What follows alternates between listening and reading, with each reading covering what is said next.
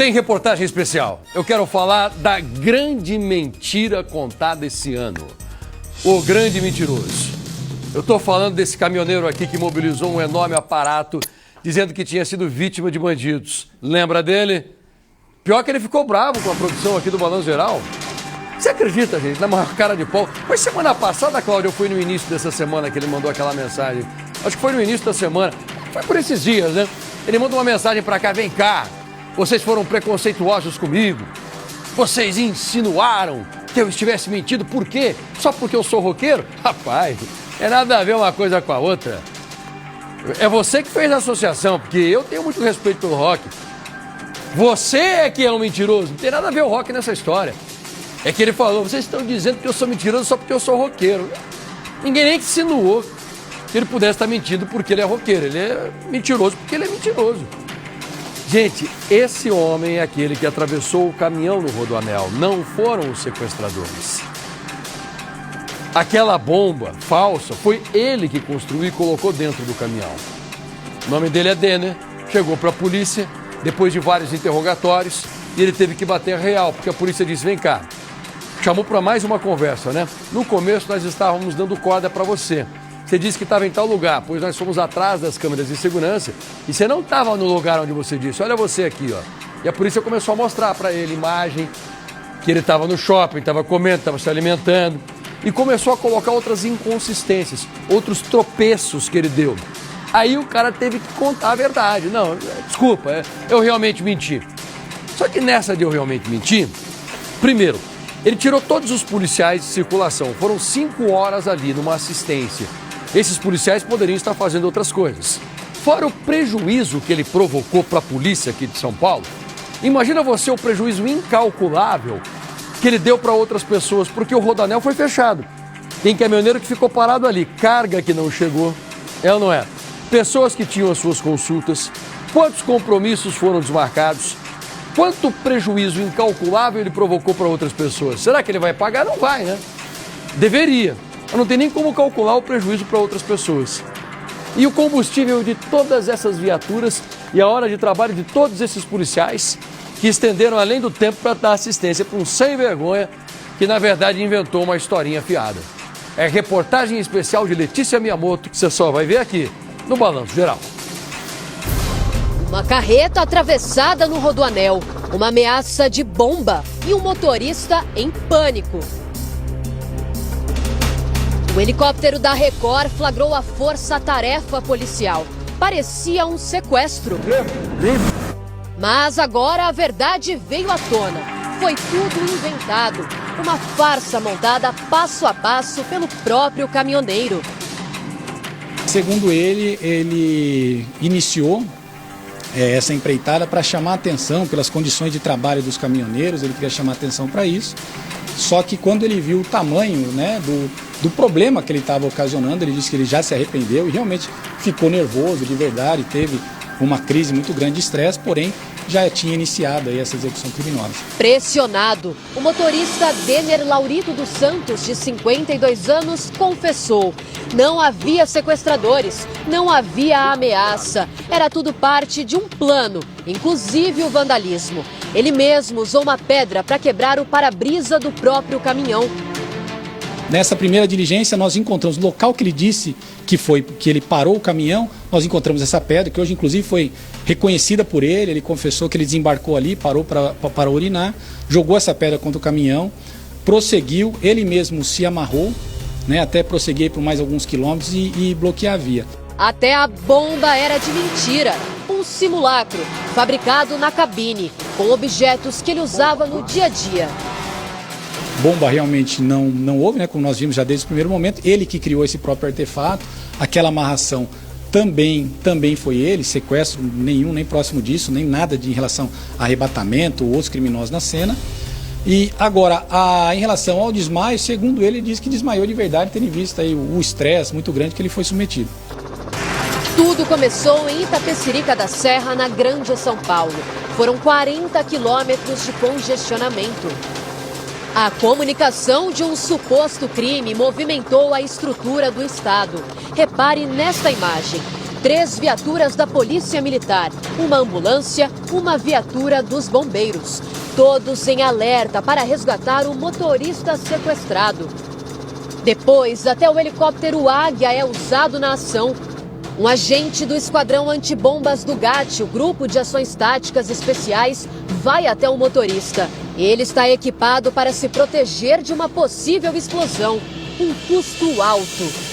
A cena que parou o Rodoanel agora tem outra versão. O motorista revelou que queria chamar a atenção para as condições de trabalho dos caminhoneiros.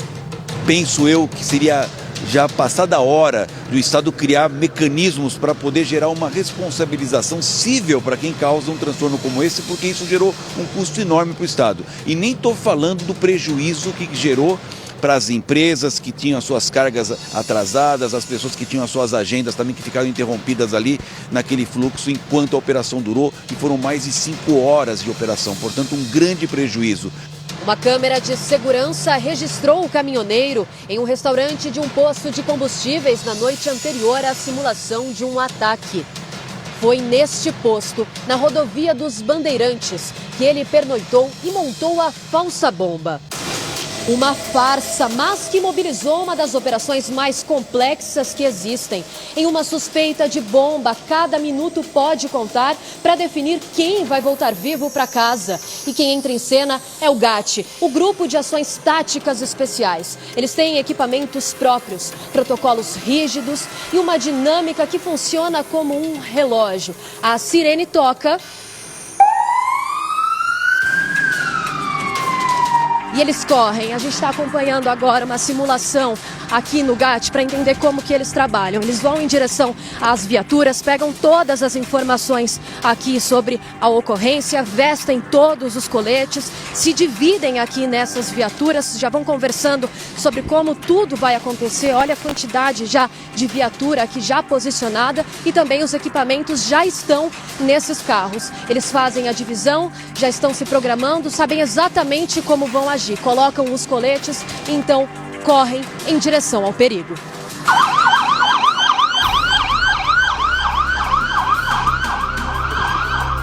E em questão de minutos, a estrada se transforma num campo de operação. Drones, negociadores, robôs, atiradores de elite e uma zona de isolamento. Quando o GAT é acionado, não há espaço para erro e nem para dúvida. Nós estamos aqui com o capitão Haddad, que tem quase 10 anos só de GAT, mais de 10 anos de polícia. Também estamos aqui com Sargento Oliveira, 22 anos de GAT. Subtenente Aparecido, 11 anos de GAT.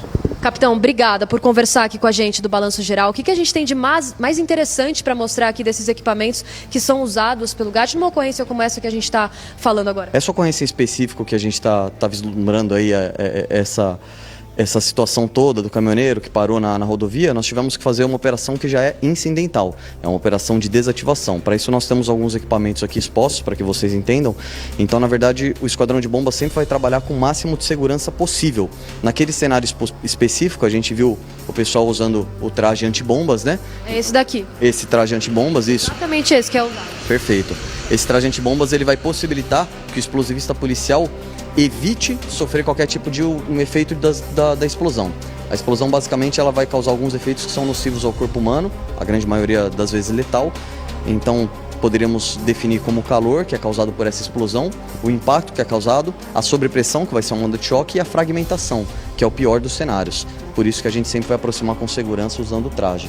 Para qualquer tipo de remoção, de contato com essa bomba, a distância acaba sendo mais seguro. Por isso que a gente tem alguns equipamentos que nos possibilitam ou agir de maneira remota, exemplo do robô que nós vemos aqui no campo. Qual que é o robô? Mostra pra gente. Esse é um robô, na verdade o Esquadrão de Bombas do GAT hoje está muito bem equipado, né? Então nossos equipamentos são de última geração. Esse é um robô canadense que nos permite fazer algumas intervenções sem ter a aproximação do explosivista policial. Então, seja para identificação, para remoção ou de fato para aquela neutralização do artefato, a gente pode utilizar a tecnologia a nosso favor. Para identificar a bomba, é algo que a gente sempre fala muito com as pessoas que não têm tanta noção. Como que a gente sabe o que é ou não é uma bomba? A resposta é muito mais simples do que parece, a gente não sabe. Para ter elementos conclusivos de entender se aquilo é um artefato nocivo ou não, a gente tem outros equipamentos, o exemplo do raio-x, que é bastante utilizado também, que vai possibilitar mostrar se a gente está falando de algum tipo de ligação, de algum tipo de dispositivo que tenha a capacidade de fato de deflagrar, detonar, enfim, de explodir. Durante entrevista ao Domingo Espetacular, logo na primeira pergunta da repórter Marcela Varasquim, o caminhoneiro se esquiva. Ela queria saber como foi a abordagem dos supostos criminosos. E a resposta dele foi essa. Essa questão, assim, eu não quero comentar como foi dito, porque está em investigação, né? Então eu preferia, como foi combinado, a gente falar da situação, do tipo do trauma. Depois se atrapalha ao tentar explicar por que um caminhão sem carga foi abordado por criminosos. Já estava me desespero porque ali eu chorava, tossia, eu não conseguia falar por causa do gás, né? Ele afirmava que não sabia como a suposta bomba foi instalada, algo que levantou muitas suspeitas. Porque eu já fui colocado num caminhão. No caminhão tem a cortina, né? Eu fui colocado no eu só escutava barulho, né? Aí colocado no caminhão, fechou e não via. Entendeu? Na entrevista, ele sustenta que tinha medo que a falsa bomba explodisse e que até chegou a pensar que tinha perdido a perna. Denner revelou que se assustou ao ver que a cidade parou depois da interdição do Rodoanel, mas manteve a versão que tinha sido vítima de um crime. Eu parei o trânsito, mas de repente eu salvei vidas. Denner chora quando a repórter pergunta como ele está. Não estou dormindo.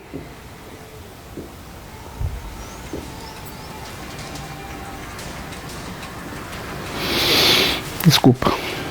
A Secretaria de Segurança Pública informou que o caminhoneiro vai responder por falsa comunicação de crime. A DISE de Taboão da Serra segue com as investigações para identificar todas as responsabilidades e esclarecer se o motorista agiu sozinho ou se existe algo a mais por trás dessa história. Primeiro, isso tipifica o crime do artigo 340 do Código Penal, que é a comunicação falsa de crime. Tal crime tem pena de detenção de 1 a 6 meses ou multa.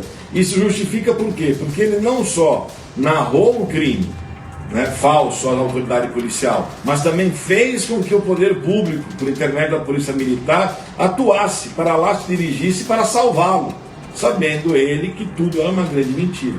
Ele, né, não parecia estar psicótico, que a gente fala, achando que era algo delirante, ou que estaria enfrentando algum tipo de sistema, ou governo, algo assim. Então, eu não atribuiria a um transtorno mental o que ele realizou ali. Além da responsabilização judicial, se for comprovado dolo, o Estado também pode cobrar pelos prejuízos financeiros. E a conduta do motorista ainda pode ser enquadrada em outros artigos, se o inquérito revelar novos elementos. Lombardi. Olha, como disse o advogado agora na reportagem, o crime de falsa comunicação de crime, né, é de 1 a 6 meses, é barato. Denunciação caluniosa é melhor, já de 2 a 8 anos. O que vai pegar aqui mesmo, que eu acredito que deva pegar, o Ministério Público deve agir, é enfiar desculpa a expressão, botar um processo nele, processo cível, para que ele arque com toda a despesa de tudo o que aconteceu, de tudo. Não só da polícia, como das pessoas que ficaram paradas 5 horas no trânsito. Agora, a resposta que todo mundo quer, né? Que nós ainda não entendemos direito, porque ele não fala. Por que ele fez tudo isso? Eu não acredito nessa história que ele falou que eu estou denunciando a situação dos motoristas nas estradas. Isso não é para mim. Isso é conversa, claro que é conversa. Se o cara quisesse denunciar, não faria desse jeito, né? Tem alguma coisa? Será que ele quis aparecer, ele quis se mostrar como um herói? Não sei, é muito maluco. Confesso para você.